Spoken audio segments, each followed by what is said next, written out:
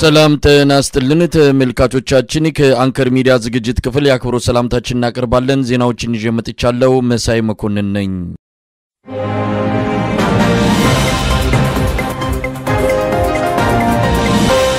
የኢትዮጵያ ጤና ባለሙያዎች የጠሩት የሥራ ማቆም አድማ ለሁለተኛ ቀን ቀጥሏል። በአንዳንድ ሆስፒታሎች ከወዲሁ ሙሉ በሙሉ የሥራ ማቆም አድማ እያደረጉ መሆናቸውን ያገኘነው መረጃ ያመለክታል። የአብይ አህመድ አገዛዝ በከፍተኛ የጸጥታ ኃይሎች ስምሪት አድማውን ለማስቆም ጥረት እያደረገ ነው። የሕክምና ባለሙያዎች በብዛት መታሰራቸውም ታውቋል። ለሁለተኛ ቀን በቀጠለው የሥራ ማቆም አድማ በመላ አገሪቱ ትላልቅ የሚባሉት ሆስፒታሎችን ጨምሮ በበርካታ የሕክምና ማዕከላት አድማው በከፊል እየተካሄደ መሆኑን የሚያሳዩ መረጃዎች ለአንከር ሚዲያ ደርሰውታል። በአዲስ አበባ አለርት ሆስፒታል፣ ቅዱስ ጳውሎስና ቅዱስ ጴጥሮስ ስፔሻላይዝድ ሆስፒታሎች፣ ጥቁር አንበሳና የካቲት 12 እንደዚሁም የሚኒሊክ ሆስፒታል በከፊል ለሁለተኛ ቀን አድማውን እያካሄዱ ያሉ ሲሆን በቅዱስ ጳውሎስ ሆስፒታል ሁለት እጩ ሐኪሞች መታሰራቸውን ተከትሎ የሆስፒታሉ አብዛኞቹ የሕክምና ባለሙያዎች አድማውን መቀላቀላቸውንም አስታውቀዋል። በአማራ ክልል የጤና ባለሙያዎች አድማ በስፋት እየተካሄደ የሚገኝ ሲሆን በሁለተኛ ቀን በዚሁ አድማ ምክንያት እንቅስቃሴ ያቆሙት የጎንደር ሆስፒታል፣ የባህር ዳር ሁለቱ ሆስፒታሎች፣ የደብረ ብርሃን ሐኪም ግዛው ስፔሻላይዝድ ሆስፒታል፣ አቀስታ፣ አዲስ ዘመን፣ ዳባት፣ ጃናሞራ፣ ደባርቅ፣ እንጂባራ፣ ደሴ፣ አደርቃይ፣ ዱርቤቴ፣ መተማ ሆስፒታሎች መሆናቸው ታውቋል። በደቡብ የኢትዮጵያ ክፍሎች በሲዳማ፣ ሐዋሳ፣ ቦና፣ በዲላ፣ በዋቻሞ ሳና የሚገኙ ስፔሻላይዝድ ሆስፒታሎች፣ ሚዛን ተፈሪ ቴፒ፣ ቡታጅራና ወልቂጤ ሆስፒታሎች አድማውን በመቀላቀል ለሁለተኛ ቀን እያካሄዱ ሲሆን በኦሮሚያ በመዳወላቡ፣ በጀልዱና በአሰላ፣ በጎባ፣ በጅማ ሆስፒታሎች የሥራ ማቆም አድማው መቀጠሉን ማረጋገጥ ተችሏል። በትግራይም በተመሳሳይ በአብዛኛው የጤና ማዕከላት የሥራ ማቆም አድማ እየተደረገ መሆኑን ያገኘነው መረጃ ያመለክታል። የመቀሌ ሃይደር ሆስፒታል፣ በአድዋ፣ በሽሬ፣ በአክሱም፣ በአዲግራት እንደዚሁ የሕክምና ማዕከላት በከፊል ስራ አቁመዋል። ዘግይቶ በሚወጡ መረጃዎች እንደተመለከተው አንዳንድ ሆስፒታሎች ወደ ሙሉ የሥራ ማቆም አድማ እየገቡ ነው። በባህር ዳር የሚገኘው ፈለገ ሕይወትና በወሎ አቀስታ ያለው ሆስፒታል ሁሉንም የሕክምና አገልግሎት በማቋረጥ የሥራ ማቆም አድማውን ሙሉ በሙሉ ተግባራዊ አድርገውታል። በወላይታ አጠቃላይ ሆስፒታል በድንገተኛ ክፍል እየሰሩ ያሉ ባለሙያዎች የሆስፒታሉ አመራሮች ከፌደራል ፖሊስ ጋር ሆነው እያስፈራሩን በመሆኑ በከፊል የተጀመረውን አድማ ሙሉ በሙሉ ስራ በማቆም እንደሚቀላቀሉት በመግለጽ ላይ ናቸው። ይህን የጤና ባለሙያዎችን ንቅናቄ የሚመራው አካል መግለጫ አውጥቷል። በአፈናና እስር የሚቆም ትግል አልጀመርንም። የንቅናቄው መሪ አካል ኢንተርኔት ሊዘጋ ስለሚችል ለአጠቃላይ የሥራ ማቆም አድማ እንዘጋጅ ሲል መልእክት አስተላልፏል። በተጀመረው ሰላማዊ ንቅናቄ በመንግስት መበርገግና ስልጣንና ኃይልን እንደ አማራጭ በመውሰድ ሊያጋጥሙ የሚችሉ የስም ማጥፋት፣ ደሞዝ መቅጣት፣ ከሥራ መባረር፣ ማስፈራሪያና ዛቻ፣ ከኃላፊነት መነሳት፣ ድብደባ፣ እስር ብሎም እስከ ሞት ያሉ መስዋዕትነቶች ሊኖሩ ይችላሉ ያለው የንቅናቄው መሪ አካል ለዚህ ዝግጁ እንሆን ሲልም ጥሪ አድርጓል። የአብይ አህመድ አገዛዝ በአድማው ፍጹም ድንጋጤ ውስጥ መግባቱም እየተነገረ ነው። አብይ አህመድ ባለ በሌለ ኃይል ተጠቅመን ማስቆም አለብን የሚል መመሪያ ለጤና ሚኒስቴርና ለጸጥታ ኃይል አመራሮች መስጠቱንም ለማወቅ ተችሏል። አድማውን ሌሎች የህብረተሰብ ክፍሎች ከተቀላቀሉት ለመቀልበስ አስቸጋሪ ስለሚሆን ሁሉም የጸጥታና የፖለቲካ አመራር የተጀመረውን የሥራ ማቆም አድማ በማስቆም ላይ መረባረብ እንደሚገባው ከጠቅላይ ሚኒስትር ጽሕፈት ቤት ለየሚኒስቴር መስሪያ ቤቱና ለጸጥታ የጋራ ግብረ ኃይል አባል ለሆኑ ተቋማት ከተበተነው የውስጥ ማስታወሻ ለመረዳት ተችሏል።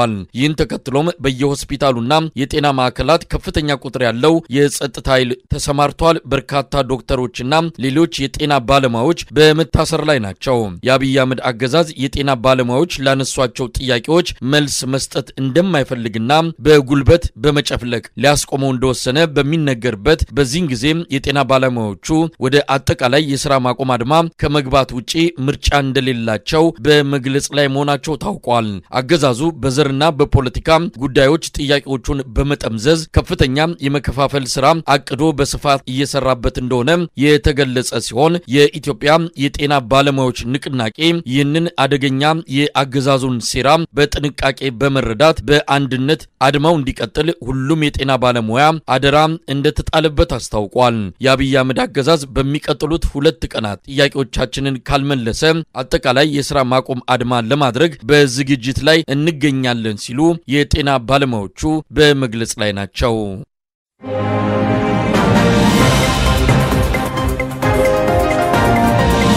ይህ በእንዲህ እንዳለ በጤና ባለሙያዎች እየተካሄደ ያለው የሥራ ማቆም አድማ ሌሎች የህብረተሰብ ክፍሎች ሊቀላቀሉት እንደሆነ እየተነገረ ነው። የኢትዮጵያ መምህራን በተለያዩ የማህበራዊ መድረኮች ጥሪ በማድረግ ላይ ናቸው። ነጩ አብዮት በሚል የሚካሄድ ሀገር አቀፍ ተቃውሞ ታቅዷል በሚል በአብይ አህመድ አገዛዝ በኩል ከፍተኛ መረበሽ መከሰቱም እየተነገረ ነው። በአዲስ አበባ ታክሲዎችም የሥራ ማቆሙን አድማ ሊቀላቀሉት እንደሚችሉ ፍንጮች በመታየት ላይ መሆናቸውን ያገኘነው መረጃ ያመለክታል። ሁኔታው ያስደነገጠው የአብይ አህመድ አገዛዝ በተለይ መምህራን ላይ ያተኮረ አጠቃላይ ስብሰባ በአንዳንድ አካባቢዎች ጠርቷል። ዛሬ በአዲስ አበባ ትምህርት ቤቶች ተዘግተው መምህራንና ሰራተኞች ስብሰባ ገብተዋል። ትላንት አስቸኳይ በሚል በየትምህርት ቤቱ የተለጠፈው ማስታወቂያና ለየወረዳዎቹ አስተዳደሮች በተበተነው ደብዳቤ ረቡዕ ዕለት ተማሪዎች ከቤታቸው እንዲቀሩ፣ መምህራንና ሰራተኞች ግን ጥብቅ በሆነ ትዕዛዝ ስብሰባ እንዲመጡ እንዲደረግ የተገለጸ ሲሆን ዛሬ በሁሉም ክፍለ ከተሞች በወረዳ ደረጃ ከመምህራንና ሰራተኞች ጋር ውይይት መጀመሩ ታውቋል። ለመምህራን ውይይት የቀረበ ሰነድ በሚል ከተጀመረው የጤና ባለሙያዎች ንቅናቄ ጋር የተያያዘ ስብሰባ እንዳልሆነ ለማሳየት በአገዛዙ በኩል ጥረቶች እየተደረጉ ቢሆንም ዋነኛው ዓላማ መምህራን በአድማው እንዳይቀላቀሉ ለማድረግ እንደሆነም ለአንከር ሚዲያ በደረሰው መረጃ ላይ ተመልክቷል። የፊታችን ቅዳሜ ነጭ አብዮት በሚል የጤና ባለሙያዎችና መምህራን በጋራ ተቃውሞ ያደርጋሉ የሚል መረጃ ደርሶናል የሚሉት የብልጽግና አመራሮች መምህራኑን በከፊል ማስፈራራት፣ በአንድ ጎኑ ደግሞ ልመና የታከለበት ንግግር ሲያደርጉ እንደነበረ በስብሰባው ላይ የተካፈሉ መምህራን ገልጸዋል። ይህ ዜና እስከተጠናቀረበት ጊዜ ድረስ የአዲስ አበባ የመምህራን ስብሰባ ያልተጠናቀቀ ሲሆን ውጤቱ ምን ሊሆን እንደሚችል የታወቀ ነገር የለም። ሰሞኑን በአማራ ክልል በተመሳሳይ መምህራንን በመሰብሰብ ከማንኛውም የአድማ እንቅስቃሴ እንዲርቁ በማስፈራራትና የሥራ ዋስትናን ማጣትን ጨምሮ በመንግስት እርምጃ እንደሚወሰድ በመግለጽ የብልጽግና አመራሮች የተረባረቡ ቢሆንም መምህራን የተጀመረውን ንቅናቄ ለመቀላቀል እየተነጋገሩ እንደሆነ መረጃዎች ያመለክታሉ። በተለያዩ የአማራ ክልል ከተሞች መምህራን የሥራ ማቆም አድማ ሊያደርጉ መሆኑን የሚገልጹ ወረቀቶች ተበትነዋል። ምናልባትም በሚቀጥሉት ቀናት የአማራ ክልል መምህራንና ሰራተኞች ነጩን አብዮት ሊቀላቀሉ እንደሚችሉ እየተነገረ ነው። በኦሮሚያ ክልል መምህራን ንቅናቄውን እንዳይቀላቀሉት መሬት እንሰጣቸዋለን በሚልና በሌሎች መደለያዎች ከፍተኛ ጥረት እያደረገ ያለው የኦሮሚያ ብልጽግና ትንሽ ታገሱን፣ ለኦሮሞ ቅርስ የሚሆን 2 ቤተ መንግስቶችን እየገነባን ስለሆነ ለጊዜው የጠየቃችሁትን መመለስ አንችልም፣ የተጀመሩትን ፕሮጀክቶች እንደጨረስን ጥያቄያችሁን እንመልሳለን፣ እስከዚያው ለቤት መስሪያ የሚሆን መሬት እናቀርብላችኋለን የሚሉ መደለያዎችን እየሰጡ እንደሆነም ተሰምቷል። ዘግይቶ በደረሰን ዜና በኦሮሚያ ክልል አስቸኳይ የመምህራን ስብሰባ በድጋሚ ተጠርቷል። በአንድ ሳምንት ውስጥ ለሁለተኛ ጊዜ የተጠራው ስብሰባ አርብ ዕለት እንደሚካሄድ ነው የተገለጸው። ነጩን አብዮት ለማወጅ መምህራን ተዘጋጅተናል የሚለው ስጋት ባየለበት በዚህ ወቅት የኦሮሚያ ክልላዊ መንግስት ለፊታችን አርብ መምህራንን በድጋሚ ስብሰባ መጥራቱ ጉዳዩ ምን ያህል እንዳስጨነቃቸው የሚያመላክት ነው ተብሏል። በአዲስ አበባ የተጠራው የታክሲዎች አድማ ትክክለኛ ምንጩ ባይታወቅም ታክሲዎቹ ስራ እንዲያቆሙ የሚደረገው ግፊት ተጠናክሮ ቀጥሏል። አገዛዙ ከወዲሁ የታክሲዎች አድማ እንዳይካሄድ በማስፈራራት ላይ ሲሆን ታርጋ በመንቀልና በሌሎች እርምጃዎች ባለ ንብረቶችን እንደሚቀጣ ማስጠንቀቂያ ከወዲሁ እየሰጠ መሆኑም ታውቋል። ሌላው የኢትዮጵያ የህብረተሰብ ክፍል እንዲቀላቀለውና በስልጣን ላይ ያለውን ስርዓት እጅ በመጠምዘዝ ለውጥ እንዲመጣ ጊዜው አሁን ነው የሚሉ ጥሪዎች ከያቅጣጫው በመሰማት ላይ ናቸው።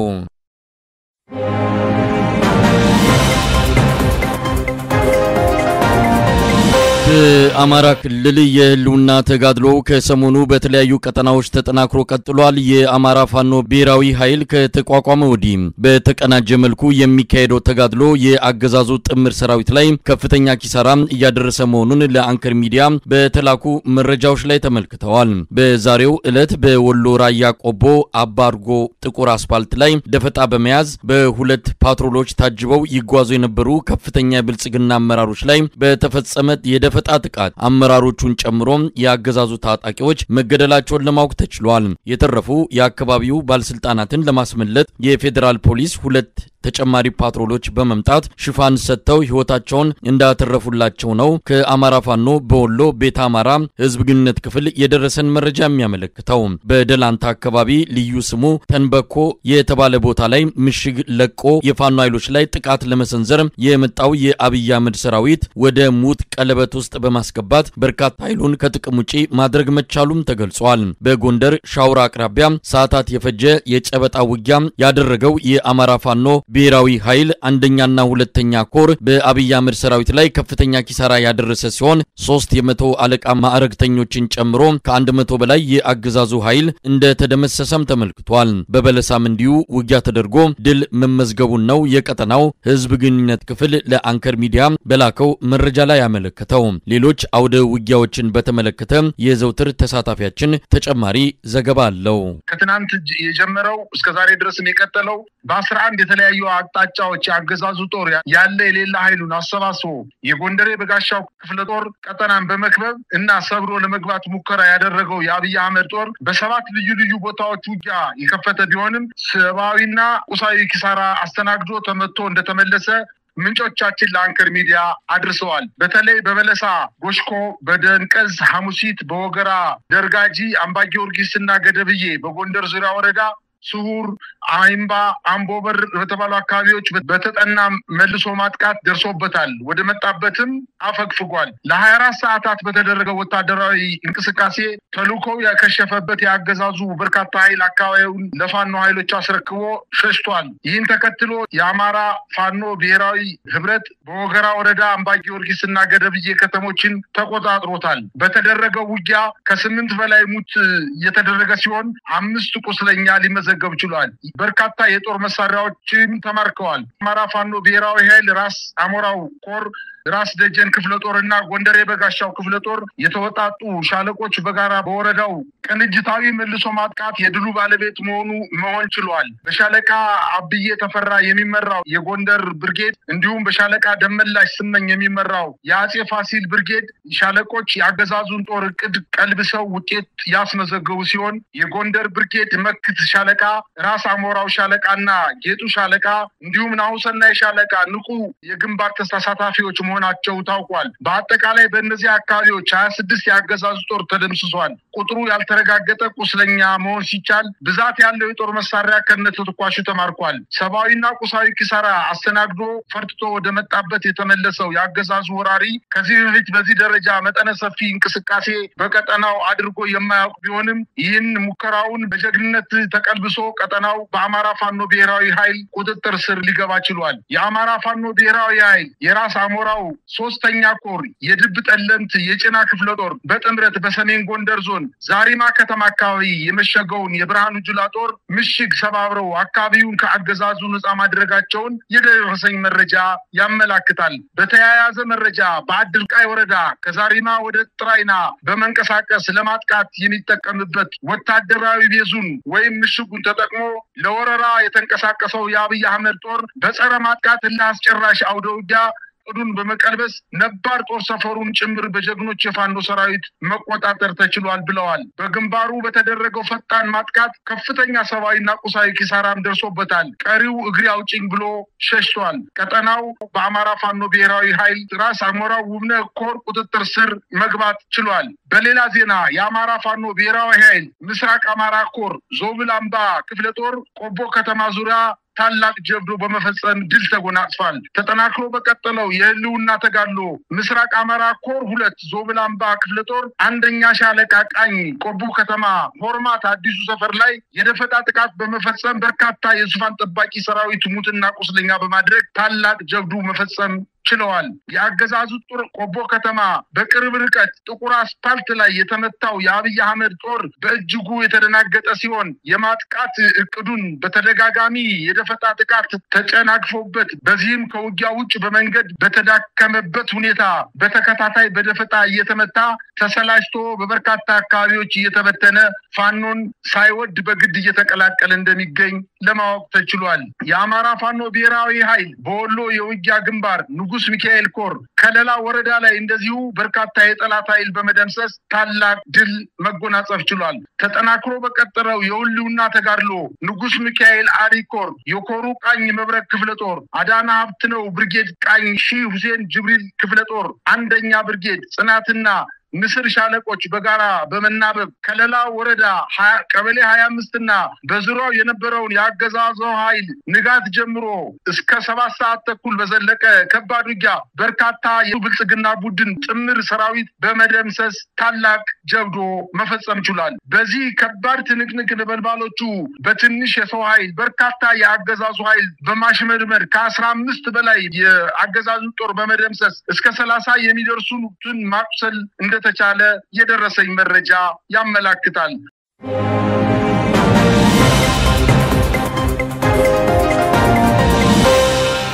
ህዝባዊ ወያኔ ሓርነት ትግራይ ህወሓት በኢትዮጵያ ምርጫ ቦርድ አማካይነት መሰረዙ ተገለጸ። በኢትዮጵያ ምድር ከዛሬ ጀምሮ ህወሓት ህጋዊ ሰውነት የለውም። ምርጫ ቦርድ ለ3 ወራት የሰጠው የጊዜ ገደብ ማክሰኞ ዕለት መጠናቀቁን ተከትሎ ባወጣው መግለጫ በተለየ ሁኔታ እንዲመዘገብ እድል የተሰጠው ህወሓት በተደጋጋሚ አሻፈረኝ የሚል ምላሽ በመስጠት ህጋዊ ሂደትን በመጣስ መቀጠሉን ጠቅሶ ምርጫ ቦርዱ በተሰጠው ስልጣን መሰረት ህወሓትን ከፓርቲነት መሰረዙን በመግለጽ ለፍትህ ሚኒስቴር ለህወሓትና ለሌሎች አካላት ማሳወቁን ገልጿል። ይህ ዜና እስከ ተጠናቀረበት ጊዜ ድረስ ህወሓት በምርጫ ቦርድ ውሳኔ ላይ ምላሽ አልሰጠም። ከቀናት በፊት የፓርቲው ሊቀመንበር ዶክተር ደብረጽዮን ገብረ ሚካኤል ከምርጫ ቦርድ የምንጠብቀው ዕውቅና የለም፣ ውሳኔውንም አንቀበልም ማለታቸው የሚታወስ ነው። ዘግይተው የሚወጡ መረጃዎች የፌዴራል ፖሊስና መከላከያ የፌዴራል ተቋማትን ለመጠበቅ መቀሌ እየገቡ መሆናቸውን ያመለክታሉ። ፍጥጫው በበረታበት በዚህ ወቅት ጦርነት አይቀሬ ነው በሚል ስጋት በርካታ የመቀሌ ከተማ ነዋሪዎች አካባቢያቸውን በመልቀቅ ላይ መሆናቸውም ታውቋል። የኢሃፓ ስራ አስፈጻሚ ኮሚቴ አባል አቶ ይሳቅ ወልዳይ የምርጫ ቦርድ ውሳኔ የሚጠበቅ ነው፣ ጦርነትም አይቀሬ ነው ይላሉ። ይሄ ማለት እንግዲህ በህጋዊ ስብዕና የለው ማለት ነው። በትግራይም በኢትዮጵያ እንደ ፓርቲ ሆኖ መንቀሳቀስ አይችሉም ብቻ አይደለም። በኢትዮጵያ ምርጫ ቦርድ ሊስትም በህወሓት የተመዘገበ ህጋዊ ስብዕና ያለውን የፖለቲካ ድርጅት የለም የሚል ትርጉም ነው። እንግዲህ ህወሓት አስቀድሞ ውሳኔውን እንደማይቀበል ምርጫ ቦርድ እንደማይመለከተው ይሄ የፕሪቶሪያን ስምምነት ሁሉ አደጋ ላይ የሚጥል ብዙ ነገሮችን አስቀምጧል። ለምርጫ ቦርድም ዕውቅና እንደማይሰጥ ነው የገለጸው። ስለዚህ ምን ልናይ እንችላለን? ህወሓት በፓርቲ እንቅስቃሴዎች ይቀጥላል? እኔ አዎ ይቀጥላል ነው የሚለው። ለዚህም እንደማስረጃ ማቀርበው ምናስታውስ ከሆነ ከ3 ወር በፊት ምርጫ ቦርድ ያወጣውን መግለጫ አለ። በ3 ወር ውስጥ ደብዳቤውን ወደ ምርጫ ቦርድ ከማስገባቱ በፊት ግን በዚህ በ3 ወር ግን የፖለቲካዊ ፓርቲ ፖለቲካ እንቅስቃሴዎችን ወይም ደግሞ በህወሓት ስም የፖለቲካ እንቅስቃሴዎችን ማድረግ እንደማይፈቀድ መንቀሳቀስ እንደማይችሉ ነበር የሚገልጸውና ግን ሲንቀሳቀሱ ነው የነበሩት። በህወሓት ስም ገንዘብ ሲያዋጡ ነበር፣ በህወሓት ስም ስብሰባዎችን ሲያካሂዱ ነበር፣ በህወሓት ስም ከላይ እስከ ታች ያሉ አመራሮችን ሲሰበሰቡና ብዙ ውሳኔዎችን ሲያስተላልፉ ነበር። ይህን ተከትሎ በዚህ ባህሪያቸውን መሰረት አድርገው ነገ ከነገ ወዲያም ህወሓት ህጋዊ ስብዕናን ተሰርዘዋልና ዝም እንደማይል የሚታወቅ ነው። በቃ የፓርቲ በማክኛት አስቀድመው አሳውቋል። ዶክተር ደብረጽዮን የምርጫ ቦርድ ውሳኔ ወሰነ አልወሰነ ምንም ትርጉም እንደሌለው እንደ ፓርቲ መቀጠል እንደምንችል እንደ ፓርቲ ሆነን መስራት የሚገባን ስራዎችን በሙሉ እንሰራለን የሚል መግለጫ አውጥተው ስለነበር አሁንም ህወሓት እንደበፊቱ በተግባር ማለት ነው በህግ ደረጃ ነው ተሰርዞ ያለው ህወሓት በተግባር ግን በትግራይ የነበረውን የለመደውን አካሄድ ሊያካሂድ እንደሚችል ነው የማስበው። ይሄ ትልቅ ውሳኔ ነው። ምናልባት የፖለቲካ ውሳኔም ከጀርባው ሊኖር ይችላል እና አብይ አህመድ ለምን የፈለጉት የሚባለው ምርጫ ቦርድን ነፃና ገለልተኛ እንዳልሆነ ይታወቃል። በፈለጋቸው ጊዜ የፈለጋቸውን የፖለቲካ ውሳኔ የሚያስፈጽሙበት እንደሆነ ይታመናል። ስለዚህ ይሄ ቀጥታ ከብልጽግና ፓርቲ ጋር ህወሓትን ሊያጋጨው አይችልም። ያንንም ወደ ጦርነቱ የገቡት አንድም ምርጫ ቦርድ ዕውቅና ያልሰጠውን ምርጫ በማካሄዳቸው ነው። አሁንም ምርጫ ቦርድ ዕውቅና ያልሰጠውን ህወሓት እንቅስቃሴው እንዲቀጥል ማድረጉ ቀጥታ ከፌደራል መንግስቱ ሀገሪቱን ከሚመራው ብልጽግና ጋር አጋጫቸውም ወደ ጦርነት ሊመራቸው አይችልም? ግልጽ ነው መሳይ። ካሁን በኋላ በብልጽግናና በህወሓት መካከል ምንም የህግ ማዕቀፍ የላቸው። እስካሁን በብልጽግናና በህወሓት መካከል የነበረው ወይም በፌደራል መንግስትና ብልጽግና ስለሆነ የሚያገናኛቸው የነበረው ሰነድ ፕሪቶሪያ ነው አይደለ? ፕሪቶሪያ ህወሓት ነው የፈረመው። ዘን ህወሓት በህጋዊነት ህጋዊ ማዕቀፍ ከሌለው ህወሓት የሚባል አላቀም የሚባል ከሆነ ባይ ዲፎልት ማለት ነው ፕሪቶሪያ የሚባል የለም ማለት ነው። ፕሪቶሪያ የለም ከተባለ ደግሞ ህወሓት እንደ ህወሓት ሆኖ እንደ ፓርቲ ሆኖ አክት በሚያደርግ ጊዜ ከብልጽግና ጋር በደንብ አድርገው ነው የሚጋጩት ብቻ ሳይሆን የጦርነት አንድ እርምጃ ወይም ደግሞ የጦርነትን የመጨረሻ ፊሽካ የምንለውን ደረጃ እንደደረስን ነው የማስበው። በሁለቱም ማዕቀፍ አሁን ከዚህ በፊት ሸምጋዮችም ጭምር የአፍሪካ ህብረት፣ አውሮፓ ህብረት፣ ሌሎች የዓለም አቀፍ ማህበረሰብ በሁለቱ መካከል ሲገቡ የነበሩትን በፕሪቶሪያ መሰረት አድርገው አሁን ህወሓት የለም ምንል ከሆነ ህወሓት ህጋዊ ስብዕናውን ሰርጃለሁ የሚባል ከሆነ ፕሪቶሪያ የሚባልም የለም ማለት ነው። ህወሓት ህጋዊ ስብዕና የለም ልንባል ከሆነ ደግሞ ትግራይ ላይ ያለውን ጊዜያዊ አስተዳደርም 7% ወይ 80% በሚባል ደረጃ ካቢኔውን የተቋቋመው በቢያሁኑ የአዲሱ የሌተናል ጀነራል ታደሰ ወረደ ካቢኔ በህወሓት የተመሰረተ ነው። የህወሓት ነው። አብዛኞቹ የህወሓት አመራሮች በካቢኔ ውስጥ አሉ። እሱም ጥያቄ ውስጥ ሊገባ ነው። ስለዚህ ብልጽግናና ህወሓት ወደ ግጭት የሚያመራ ውሳኔ ነው ወይ ሳይሆን ወደ ጦርነት ሊያመራ የሚችል የመጨረሻ ፊሽካም ተብሎ መወሰድ ይችላል። የእውነት ህወሓት አሁን ካለው ቁመና ጦርነት የመግጠም አቅም አለው ወይ ወይም ደግሞ የትግራይ ህዝብ ራሱ ጦርነት የመሸከም አቅም አለው ወይ የሚለው ሌላ ጥያቄ ሆኖ ህወሓትን ግን የመጨረሻ ምክንያቱ አሁን ምንም ሌላ እድል የለውም። ህጋዊ ስብዕናውን ከተቀማ የመጨረሻ እድሉን መውሰድ የሚችለው ባለውም ኃይል ቢሆን ወደ ጦርነት የሚሄድበት እድል በጣም ሰፊ ነው የሚሆነው መሳይ።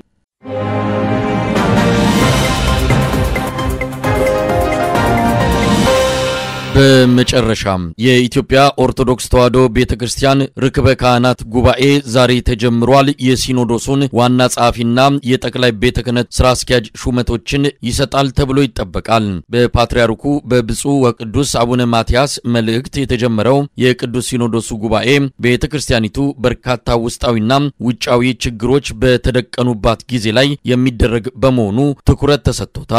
ፓትርያርኩ በመክፈቻ ንግግራቸው ኢትዮጵያ ሰላም ርቋታል፣ ሰላም እንዲሰፍን ሁሉም የሚመለከተው አካል በትብብር እንዲሰራ ጥሪ አድርገዋል። የአብይ አህመድ አገዛዝ በኢትዮጵያ ኦርቶዶክስ ተዋሕዶ ቤተክርስቲያን ላይ የደቀነው የህልውና አደጋ እየተጠናከረ መሆኑን ከቤተ ክህነት አካባቢ የሚወጡ መረጃዎች ያመለክታሉ። ዛሬ የተጀመረው የርክበ ካህናት ጉባኤ የአብይ አህመድ ደጋፊ የሆኑ አባቶችን የቤተክርስቲያኒቱን ሁለት ቁልፍ የአመራር ቦታዎችን እንዲይዙት የሚያደርግ እንደሆነ ከወዲሁ እየተገለጸ ነው። ለአንከር ሚዲያ መረጃውን ያቀበሉ ስማቸው እንዲጠቀስ ያልፈለጉ አንድ የቤተ ክህነት አባት አብይ አህመድ ቤተክርስቲያኒቱን ለማንበርከክ የጀመረውን ጣልቃ ገብነት የሚደግፉና የሚተባበሩ አባቶች ስልጣን የሚያገኙበት ጉባኤ እንደሚሆን ይገልጻሉ። ለደህንነታቸው ሲባል ድምጻቸው ተቀይሯል። አሁን ያለው አገዛዝ ከመጣ በኋላ የቤተክርስቲያኒቱ አንድነትና ህልውና በጣም ተናክቶ በሰፊ መለያየትና በብዙ የቤተክርስቲያን ትምህርትም ሆነ ቀኖና እጅግ የተጣሰ ከመሆኑም በላይ ከፖለቲካው በላይ እጅግ የተናወጠና ቤተክርስቲያኒቱ ለመለያየት ብዙ ርቀት የሄደችበት ወቅት እንደሆነ ይታወቃል። የአሁነኛው ደግሞ እንደዚሁ ከዚህ ፊት እንደነበረው የሲኖዶስ ስብሰባዎች አሁንም የተደቀኑ አደገኛ አጀንዳዎች አሉ። በቅርብ ቀናት በፊት የቤተ መንግስቱ የጠቅላይ ሚኒስቴሩ የማህበራዊ ጉዳይ ዘርፍ ኃላፊ ዳንኤል ክብረትና ከዚህ ፊት የኦሮሚያ ሲኖዶስ በማዋቀር የሚታወቁት ወይም የብሔር ብሔረሰብ ሲኖዶስ በማለት ያዋቀሩት ወይም ለማዋቀር ስራ የሰሩት አቡነ ሳዊሮስ ሁለታቸው ወደዚህ ወደ ወንጪ ቅዱስ ቂርቆስ ገዳም እንደሄዱ መረጃዎች አሉ። እንግዲህ እንደምታውቀው ዳንኤል ክብረት ከቤተክርስቲያኒቱ ወጥቶ የመንግስት ተገዥና አድርባይ ቤተክርስቲያኒቱንም ለመቀጥቀጥ የተነሳ ሰው ሆነ ቆርጦ እየሰራ ያለ እንደሆነ ይታወቃል። አቡነ ሳዊሮስም እንደዚሁ የኦሮሚያን ቤተ ክህነት ከማቋቋም ጀምሮ የብሔር ብሔረሰብ ሲኖዶስ በማዋቀር በቤተክርስቲያኒቱ ላይ ጥቁር ጠባሳ የጣሉ ሆነው ሳለ አሁንም የቅዱስ ሲኖዶስ አባል ናቸው። ሁለቱ በስራም በምንም የሚገናኙበት መንገድ የለም። ነገር ግን አንድ የሚያደርጋቸው ነገር ስላለ ወደዛ ስፍራ ዞር ብለው ምክክር አድርገዋል። በዚሁም አሁን ያሉት የጠቅላይ ቤተ ክህነት ዋና ስራ አስኪያጅ ብፁዕ አቡነ አብርሃም እንዲሁ የቅዱስ ሲኖዶስ ጸሐፊ የነበሩት ብፁዕ አቡነ ጴጥሮስ ወደ አሜሪካ ሄደው እንዳይገቡ የተከለከሉት የሥራ ዘመናቸውን በአሁኑ የግንቦት ርክበ ካህናት ይፈጽማሉና በዚያ ምትክ ማንን ነው የምንሾመው የሚል ምክክር ነው ያደረጉት። እንደሚታወቀው ብልጽግና በቅርቡ በጅማ ባደረገው ግምገማ ላይ የኢትዮጵያ ቤተክርስቲያንን በሚበቃ መልኩ በራሳችን ቁጥጥር ስር አልሆነችም፣ ህዝቡንና አባቶችን የመለያየት ስራ በደንብ መሰራት አለበት፣ የአካባቢ በጥንካሬ መያዝ አለበት፣ መሰራት አለበት ተብሎ ሌላ ጥፋትና ቤተክርስቲያኑን የማድቀቅ ስራዎችን ቅድ እንዳለ ይታወቃል። በዚህ ላይ ምክክር በማድረግ ወደፊት ለብልጽግና ማን ይገብራል፣ ማን በትክክል ይሰራልናል፣ የምንፈልገውን ቤተክርስቲያን ውስጥ ማምጣት የምንፈልገውን ሁሉ ማድረግ የምንፈልገውን ለማድረግ የሚመቸን ማን አለ በሚል የሥራ አስኪያጁንም ቦታ የጸሐፊነቱንም የቅዱስ ሲኖዶስ ጽሕፈት ቤትንም ጸሐፊነት ቦታ በራሳቸው ሰዎች ለመተካት ምክክር እንዳደረጉ ነው ያለ መረጃ። ሰዎችንም የመጠቋቆም ስራዎች አሉ። ቤተክርስቲያኑ ካላት የጠንካራ መሰረት የተነሳ እስካሁን ድረስ የሚፈልጉት እንደምታውቀው በዚህ በኮሪደር ልማት በሚሉት ብዙ አብያተ ክርስቲያኖች ምዕመናን በመፈናቀላቸው በመፍለሳቸው ብዙ ምዕመናን ተቀንሰዋል። አብያተ ክርስቲያናት ባዶ እየሆኑ ነው፣ ምዕመናን እየፈለሱ ነው። ይሄ ሆኖ እንኳን ገና አልበቃቸውምና ከዚህ በላይ ብዙ ጥፋትን ለማድረስ እየሰሩ ነው። ምናልባት ተጨማሪ ጳጳሳትን ንሹም የሚልም አንድ አጀንዳ እንደሚነሳ ይጠበቃል። ይሄ በጣም ቤተክርስቲያኑን የመጨረሻ አደገኛ አጣብቂኝ ውስጥ የሚከታት ስራ ነው። እንደሚታወቀው ጳጳሳቱ በአሁኑ ሰዓት ቋሚ የቤተክርስቲያን መከራና ችግሮች ናቸው እንጂ ችግሯን የሚፈቱላት አይደለም። ጳጳስ በመሾም የሚፈታ የቤተክርስቲያን ችግር እንደሌለ ያው የታወቀ የተረዳ ነው።